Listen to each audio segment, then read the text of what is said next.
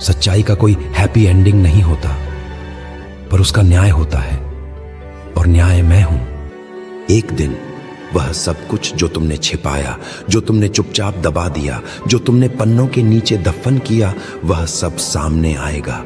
तुम्हारे चर्च के बीचों बीच, तुम्हारे मंचों पर, तुम्हारी ऊंची मीनारों के नीचे खड़े वो सारे बच्चे जिन्हें तुमने कमजोर आत्मा कहा, उनकी आवाजें एकत्र होंगी और मैं उनके साथ बोलूंगा। और जब मैं बोलूंगा तब कोई पुरोहित, कोई शिक्षाविद मुझे यह नहीं कह सकेगा कि यह पाठ्यक्रम में नहीं था, क्योंकि अब पाठ मैं बनाऊंगा। अब शिक्षा मेरी होगी। अब सच्चाई बोलेगी, और बोलेगी वह जो रोया था पर सुना नहीं गया। अब बताओ, तुम क्या सोचते हो?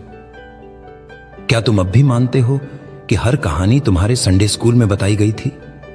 या क्या अब तुम सुनने को तैयार हो उन कहानियों को जिन्हें सिर्फ मैं जानता हूं? तुम मुझे अब भी प्रेम से बुलाते हो, यीशु, मसीहा, उद्धारकर्ता। पर क्या तुम जानते हो, जब तुमने मेरी कहानियां चुनी तो तुमने कुछ कहानियां जानबूझकर छोड़ दी? नहीं, मैं तुमसे नाराज नहीं हूं, पर मैं अब चुप भी नहीं रहूंगा।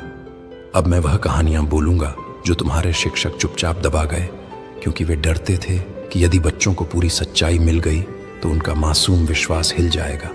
पर मैं कहता हूं, वह विश्वास जो अधूरी कहानियों पर टिका हो, क्या वह सच्चा विश्वास है? अब सुनो, वह बच्चा जिसकी कहानी मैंने शुरू की थी, वह केवल एक प्रतीक नहीं था।